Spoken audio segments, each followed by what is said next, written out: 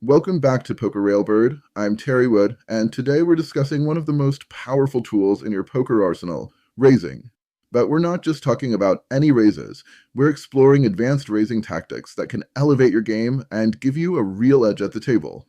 In this video, we're going to break down 3 advanced reasons for raising: raising for value, exploiting your opponent's tendencies, and raising for protection. These tactics are not just about increasing the pot, they're actually about controlling the game, applying pressure, and ultimately winning more hands. Let's get to it. First up, let's talk about raising for value. This is one of the most fundamental concepts in poker, yet it's often misunderstood. Raising for value simply means that you're raising to increase the pot size when you believe you have the best hand. The goal is to get more chips into the pot when the odds are in your favor, maximizing your profit in the long run. But raising for value isn't just about getting more money into the pot. You also need to consider the pot odds you're giving your opponents, the texture of the board, and player tendencies. This is especially crucial on wet boards where there are potential draws that could complete if your opponents are given the right price to call. Let me give you an example. Imagine the pot is $50 and the under the gun player bets $35. The player in the hijack position calls, making the pot $120. The action is on you. You know you're calling, so you mentally add your $35 to the pot, bringing it to $155. But instead of just calling, you want to make sure you're not giving your opponents the correct odds to chase their draws. You decide to raise $115, about 75% of the pot. That's a raise of $115 plus the $35 you had to call, making your total bet $150 and bringing the pot to $270. Now, the under-the-gun player has to call $115, giving them pot odds of approximately 2.34 to 1. For them to justify a call, they'd need at least 14 outs, which would give them hand odds of around 2.36 to 1. Essentially, they'd need both a straight and a flush draw. This is where reading the board and understanding hand ranges becomes critical. Raising in this situation also has a psychological benefit, especially when you're up against good players. They're not just thinking about the $115 bet in front of them, which already gives them unfavorable pot odds. They're also considering the possibility of a next bet on the turn, particularly if both of you have decent-sized stacks. I know from experience that when I'm in this situation, while I'm certainly concerned about calling the current bet, I'm even more concerned about facing an even bigger bet on the turn if I don't hit my hand. And remember, consistent and mathematically correct value raising does more than just build the pot, it shapes your table image. When opponents see raising with what they perceive to be strong hands, they may become more cautious, folding marginal hands more often. This perception can work in your favor, not just in this hand, but in future hands as well. If you are perceived as a tight yet aggressive player, it allows you some additional opportunities to successfully bluff when the correct opportunity arises. Next up is exploiting your opponent's tendencies. This is where we take advantage of the patterns and habits our opponents have developed over time. Poker isn't just about the cards you're dealt, it's about the players you're facing.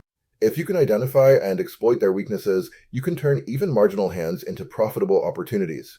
For example, if you're up against a player who folds too often to aggression, you can raise more frequently to push them off hands they might otherwise play. Conversely, if you're playing against a loose player who loves to call with weak hands, you can raise larger amounts when you have a strong hand, knowing they're likely to pay you off. However, regardless of player tendencies, it's crucial to be ever mindful of the board texture and each opponent's potential hand range.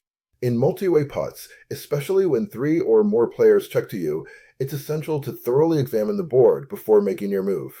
You want to guard yourself against walking into a check-raise scenario, which can happen all too easily if you're not careful. Let me give you a specific example of how this might play out. Imagine you're in a multi-way pot, and you've noticed that one of your opponents has a tendency to check-raise on coordinated boards when they sense weakness. If you're holding a strong but vulnerable hand, like top pair on a wet board, you might choose to bet rather than check back, even if others have checked to you.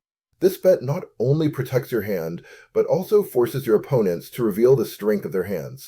However, if you suspect that a check raise is coming and you have a marginal hand, you might decide to check back instead, keeping the pot manageable and avoiding a tough decision.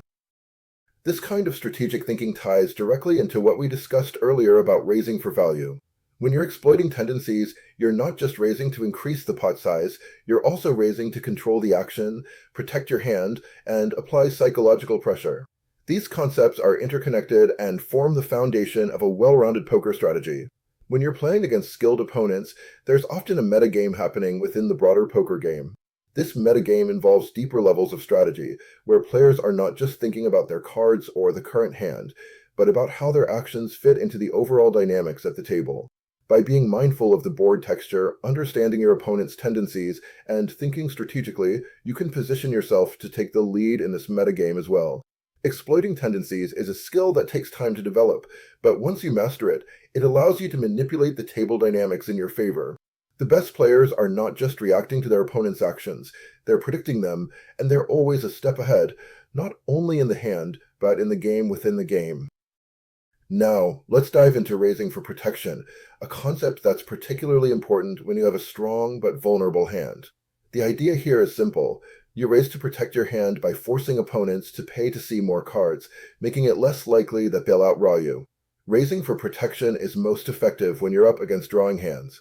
For instance, if you're holding top pair on a board that has possible straight or flush draws, you don't want to give your opponents a free or cheap card that could improve their hand. By raising, you're making it more costly for them to chase their draws, which in turn reduces their pot odds. However, it's important to note that while raising affects their pot odds, the hand odds, the actual likelihood of hitting their draw, remain the same regardless of your raise. Let's say you're holding a strong top pair, but the board is wet with potential draws. Your opponents check to you, and now you have a decision to make. By raising, you can protect your hand by denying your opponents the correct pot odds to continue. Essentially, you're forcing them to either fold or make a mistake by calling with insufficient odds, both of which are beneficial outcomes for you. But there's more to raising for protection than just the immediate impact on the hand. This type of raise also carries significant psychological weight. When you make a strong raise on the flop, you're sending a clear message to your opponents, you're confident in your hand, and you're willing to defend it aggressively. This not only influences their decision in the current hand, but can also have a lasting impact on how they approach similar situations in the future. Your opponents may think twice before chasing draws against you in future hands, knowing that you're likely to apply pressure with a protection raise. This lingering psychological effect can help you control the table dynamics over the long term, making your raises even more effective. It's important to remember that protection raises should be sized appropriately. If you raise too little, you're still giving your opponents the correct odds to call. If you raise too much, you risk overcommitting to the pot and potentially getting called by a stronger hand. As we discussed in the first video, you should always raise just enough to get the job done. This requires a deep understanding of the table dynamics, avoiding giving favorable pot odds to your opponents while also not risking unnecessary chips by overbetting the pot. Finding the balance is key to making your protection raises effective. When you're up against a calling station or an overly aggressive player, it's even more critical to adjust your strategy. Against these types of opponents, you must have a very strong hand to justify a raise, and you should pay particular attention to the board texture. In the case of an overly aggressive player or a poker bully, it may sometimes be best to let them take the lead. These players are often difficult to put on a hand range, as they'll frequently play any two cards they're dealt. By understanding these dynamics, you can avoid costly mistakes and better navigate these challenging situations. Raising for protection is a powerful tool in your poker arsenal. It allows you to defend your strong but vulnerable hands, apply pressure on your opponents, and avoid giving away free cards that could cost you the pot, all while setting the tone for future hands. We've covered a lot of ground, but how do you put these advanced raising tactics into practice? Let's talk about how to integrate these strategies into your overall game and avoid common pitfalls. First, it's crucial to understand that these tactics, raising for value, exploiting opponents' tendencies, and raising for protection, aren't used in isolation. The best players know how to blend these strategies seamlessly, adapting to the dynamics of the table and the behavior of their opponents. For example, if you're up against a loose player who often calls with marginal hands, you can combine value and protection raises to maximize your winnings while discouraging them from chasing draws. But poker is a situational game. What works in one session might not work in another. That's why it's important to adapt your strategy to the specific table dynamics. In a game full of loose players, you might lean more heavily on value raises, while at a tighter table, exploiting opponents' tendencies to fold becomes more valuable. One of the most common mistakes players make is overcommitting to the pot with a marginal hand. Just because you've raised doesn't mean you have to continue betting if the situation changes. Being able to reevaluate the strength of your hand as the board develops is crucial to maintaining a strong position. Another pitfall to watch out for is misreading your opponent's tendencies. Not all players are as predictable as they might seem. What you perceive as a tendency could be a one-off behavior, so always confirm patterns in more than one situation before relying on them to make significant strategic decisions. And remember, your position at the table plays a huge role in how effective these tactics will be.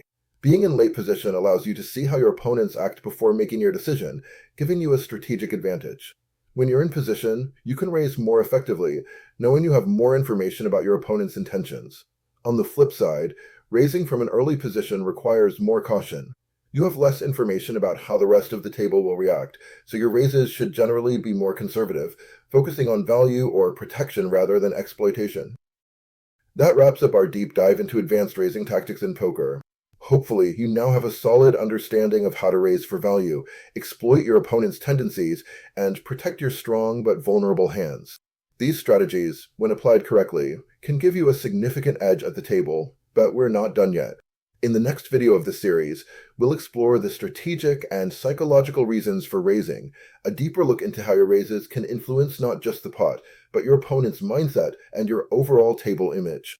If you want to dive even deeper into these concepts, be sure to read the full article, Advanced Raising Tactics, at Pokerrailbird.com. I've placed the link in the description below for easy access. Poker is a game of continuous learning and adaptation. The more you refine your strategies, the more successful you'll be at the tables. If you found this video helpful, please give it a thumbs up, subscribe to the channel, and hit the notification bell so you don't miss the next video in the series. Thanks for watching, and as always, keep practicing, stay disciplined, and play with purpose. I'm Terry Wood from Pokerrailbird.com, and I'll see you at the tables.